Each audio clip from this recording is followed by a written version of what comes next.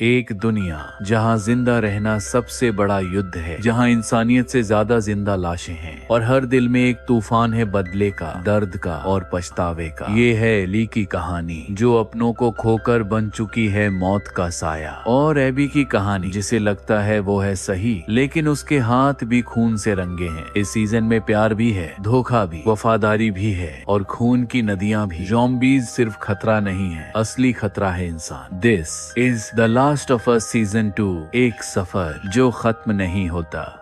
Welcome to short explainer. ये है the last of us season 2। Season 1 के अंत में जोएल एल्ली को फायरफ्लाई नाम के लोगों के पास लेकर गया था, क्योंकि एल्ली को ज़ॉम्बी वायरस नहीं होता था, वो इस बीमारी से लड़ सकती थी। फायरफ्लाई लोग उसकी बॉडी से इलाज बनाना चाहते थे, लेकिन इसके लिए एल्ली की जान जाती। जोएल अब एल्ली को अपनी बेटी जैसा मानने लगा था, इसीलिए उसने ऐसा नहीं होने दिया। उसने सारे फायरफ्लाई लोगों को मार डाला और एल्ली को बचा लिया। लेकिन वापस आकर एल्ली से झूठ बोल दिया, बोला कि वहाँ लुटेरे आ गए थे और सबको मार दिया। एल्ली को शक तो हुआ, लेकिन जोएल ने कस्में खाई तो उसने बात मान ली। पर उस हमले में कुछ लोग बच गए थे, जिनमें से एक थी एबी। एबी उस डॉक्टर की बेटी थी जिसे जोएल ने मारा था। अब वो जोएल से बदला लेना चाहती है। अब कहानी 5 साल बाद की है। जैक्सन नाम की एक जगह है जहाँ सब जिंदा लोग आराम से रह रहे हैं। यहाँ जोएल का भाई टॉमी और उसकी बीवी लीडर है। पिछले 5 साल शांति से गुजरे हैं। अब एल्ली और जोएल एक दूसरे से ठीक से बात नहीं करते। एल्ली अब टीनेज हो गई है, थोड़ी जिद्दी भी, पर उसकी जिंदगी ठीक चल रही है। वो अपनी सबसे अच्छी दोस्त डीना के साथ बाहर गश्त पर जाती है। दोनों अब अच्छे ज़ॉम्बी फाइटर बन चुके हैं, लेकिन आज एक अजीब तरह की ज़ॉम्बी मिलती है, एक बच्ची जैसी, बहुत डरावनी। वो सीधा हमला नहीं करती, साइड से अचानक हमला करती है, जो कि नई परेशानी की निशानी है। उसी रात न्यू ईयर की पार्टी होती है, जहाँ सब मस्ती कर रहे होते हैं और वहीं पता चलता है कि एल्ली को अपनी दोस्त डीना से प्यार हो गया है। पार्टी में एल्ली और डीना साथ में डांस करते हैं, बस दोस्तों की तरह, क्योंकि डीना को लड़कियां पसंद नहीं है। लेकिन शायद वो अब थोड़ा बदल रही है, क्योंकि आज रात दोनों किस भी कर लेते हैं। अब कुछ दिनों से आसपास ज्यादा ज़ॉम्बी दिख रहे हैं,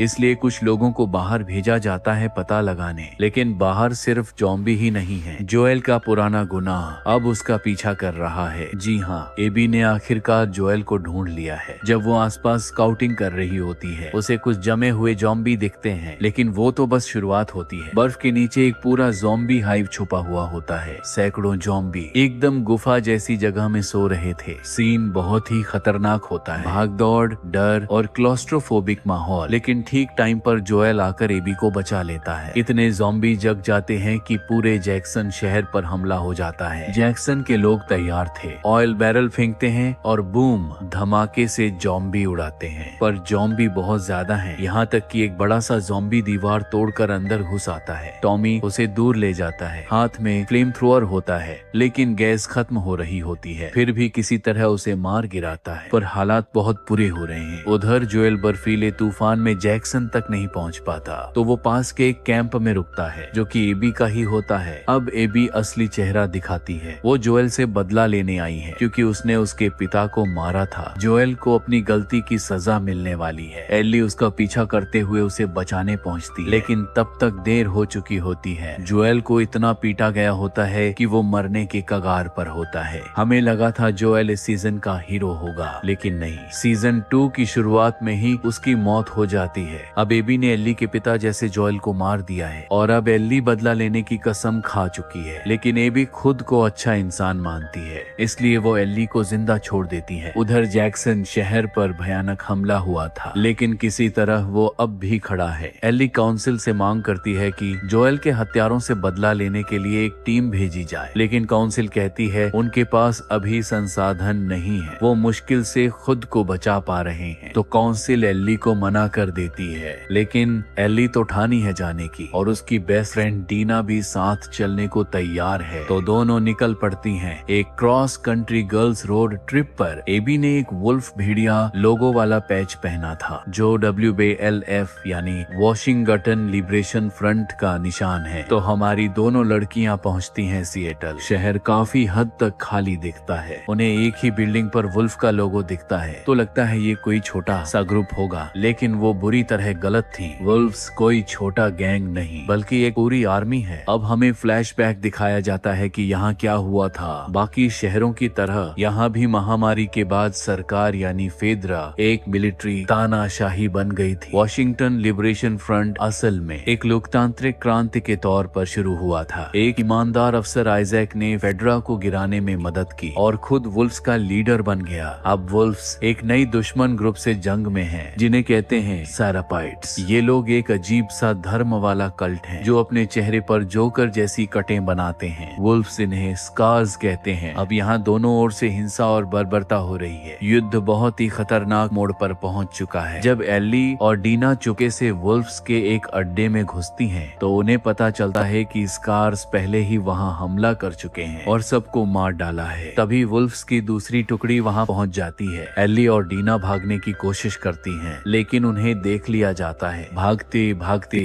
वो पुराने सबवे टनल्स में उतर जाती हैं, लेकिन वुल्फ्स कभी वहां नहीं जाते क्योंकि वो पूरी जगह ज़ॉम्बीज से भरी हुई है। यहाँ एक और खौफनाक ज़ॉम्बी सीन होता है और आखिर में दोनों एक घूमते दरवाजे में फंस जाती हैं। एल्ली अपने हाथ से डीना को बचाने के लिए खुद को सामने कर देती है, जिससे उसे काट लिया जाता है। पर डीना को भागने का मौका मिल जाता है। भागकर वे एक पुराने थिएटर में छुपती हैं, लेकिन अब एल्ली को काटा गया है। डीना सोचती है कि उसे मारना पड़ेगा। तभी एल्ली बताती है कि वो इम्यून है, उस पर ज़ॉम्बी का असर नहीं होता। कुछ घंटे डर में कटते हैं, लेकिन जब एल्ली में कोई बदलाव नहीं होता तो डीना हैरान रह जाती है। उसे लगता था कि उसने एल्ली को खो दिया, पर अब जब सब ठीक है तो उसे एहसास होता है कि वो सच में एल्ली से प्यार करती है। और फिर ये दोनों करीब आ जाते हैं। अब एल्ली और डीना प्यार में है, लेकिन तभी एक और बड़ा खुलासा होता है। डीना प्रेग्नेंट है अपने एक्स बॉयफ्रेंड जेसी से। अब सब कुछ बदल गया है। वे सोचते हैं कि बदले की ये लड़ाई छोड़कर वापस घर लौट जाएं, क्योंकि अब उनके पास एक खुशहाल भविष्य हो सकता है। लेकिन फिर भी वे बदले का रास्ता चुनते हैं। वे वुल्फ्स की पेट्रोलिंग सुनते हैं और पता लगाते हैं कि एक बिल्डिंग है जहां अंदर घुस सकते हैं, क्योंकि वहां कुछ इन्फेक्टेड है। उन्हें लगता है कुछ ज़ॉम्बी तो वे संभाल लेंगे, पर वहां नया वाला चालाक इन्फेक्टेड निकलता है और बहुत सारे हैं। हालत बुरी तरह बिगड़ जाती है, लेकिन तभी डीना का एक्स बॉयफ्रेंड जेसी आकर उन्हें बचा लेता है। अब वुल्फ्स को पता चल जाता है कि ये लोग शहर में हैं, तो ये तीनों भागकर पार्क में चले जाते हैं। लेकिन वो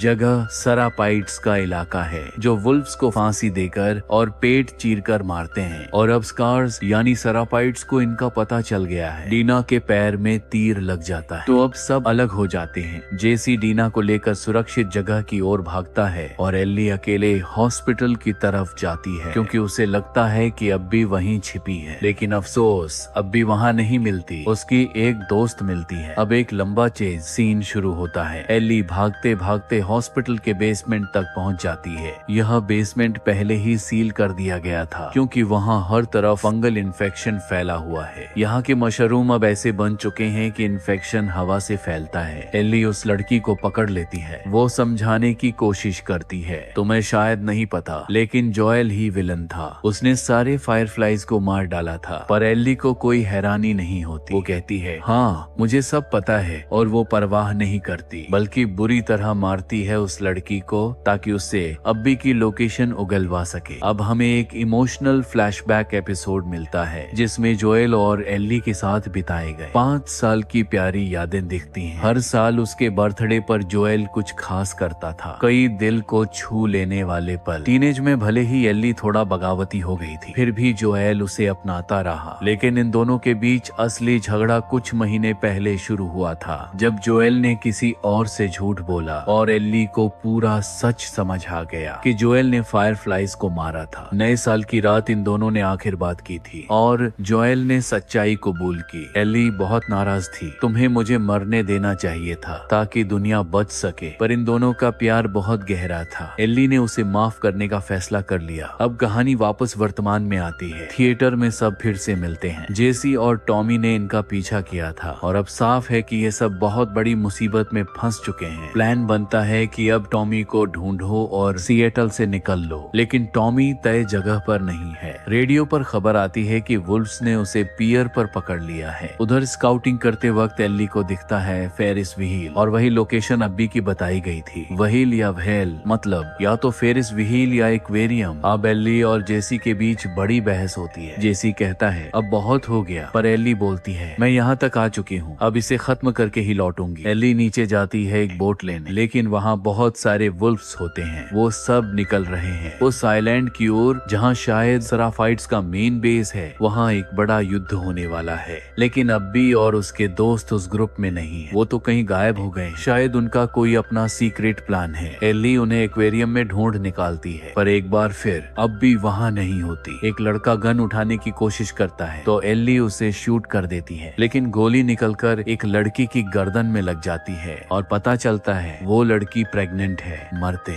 मरते वो लड़की एल्ली से कहती है प्लीज मेरे बच्चे को बचा लो, उसे मेरे पेट से निकाल दो, पर एल्ली को ये करना नहीं आता और लड़की की मौत वहीं हो जाती है। अब एल्ली सोच में पड़ जाती है क्या मैं ही असल में विलेन हूँ। उधर जेसी टॉमी को बचाकर थिएटर लौट आता है, सब एक जगह फिर मिलते हैं। टॉमी उसे समझाता है देखो बच्ची, ये ज़ॉम्बी वाली दुनिया है, यहाँ सब कहीं न कहीं बुरे ही हैं। जोएल ने अब्बी के डैड को मारा तो अब्बी ने जोएल को मारा, अब तुमने उसके दोस्तों को मार डाला, ये बदले की चेन कभी खत्म नहीं होगी, अब इसे छोड़ देना चाहिए। पर अब बहुत देर हो चुकी है, अब्बी इन सब तक पहुँच चुकी है और जैसे ही मिलती है जेसी को गोली मारकर वहीं खत्म कर देती है। अब अब्बी को पता चलता है कि उसके सारे दोस्तों को मारने वाली एल्ली ही है। वो कहती है मैंने तुम्हें जिंदा छोड़ा था, पर ये मेरी गलती थी, और फिर अब्बी एल्ली को शूट करती है। स्क्रीन ब्लैक हो जाती है, एक क्लिफ हैंगर। इसके बाद कहानी हमें अब्बी के नजरिए से दिखती है, कुछ दिन पहले की घटनाओं के साथ। हाँ, ऐसा लगता है कि अगला सीजन इन्हीं आखिरी दिनों को अब्बी की नजर से दिखाएगा और यही खत्म होता है the last of us season 2।